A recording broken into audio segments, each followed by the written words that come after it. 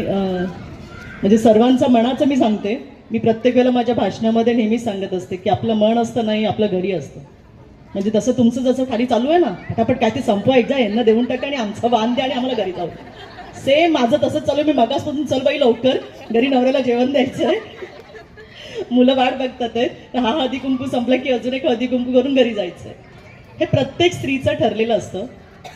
म्हणजे आज वयाने मोठ्या असू दे नाही तर आपण छोट्या असू दे, आपलं वय वाढत जसं तशी आपली सगळी रूपं, पहिली मुलगी, मग आपण कोणाची बायको होतो, मग कोणाची आई होतो, मग कोणाची सून होतो, कोणाची सासू होतो, कोणाची नणंद होते, कोणाची भावजय होते. सगळी नाती आपल्याकडे असतात.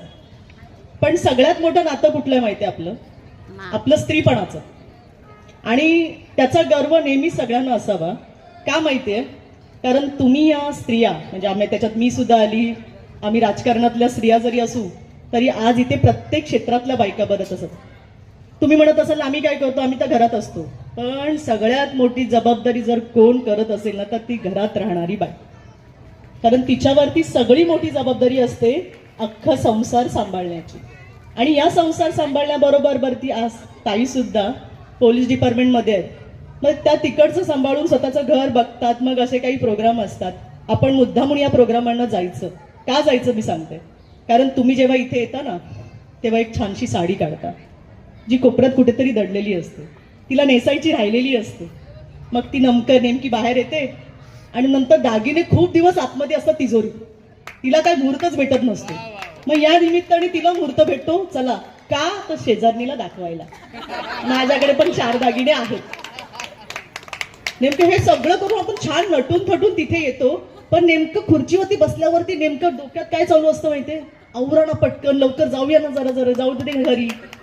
हे प्रत्येक स्त्रीचं. आणि त्याच्यामुळे देवाने सगळ्यात मोठी जर शक्ती कोणाला दिली असेल ना तर ती आपल्याला. आणि त्याचा अभिमान आपण सगळ्यांनी नेहमी ठेवायचा. कारण स्त्री होणं हे प्रत्येकीच्या नशिबात नसतं. म्हणून कोणाला पुरुषाचा जन्म येतो, कोणाला अजून दुसरा नंबर, पण स्त्री हे जन्म घेणं खूप मोठी देणगी आहे. आणि त्याबरोबर आई होणं हेही त्यापेक्षा खूप मोठं आहे. कारण आई म्हणून आपण नेमकं आपल्या मुलांना पण सांभाळत असतो, आपल्या परिवाराला सांभाळत असतो. आणि मी मुद्दामून तुम्हाला एवढंच सांगेन की आई भवानी चरणी प्रार्थना करेन की तुमचं सौभाग्य, तुमचं कुंकू अखंड राहू दे. आणि ते अखंड राहण्यासाठी तुम्हाला चांगली शक्ती मिळू दे. कारण तुम्ही छान असाल ना तर तुमचा अख्खा परिवार छान असेल. तुम्ही निरोगी असाल तर तुमचा परिवार निरोगी असेल. का माहितीये? तुम्ही एक दिवस झोपून बघा,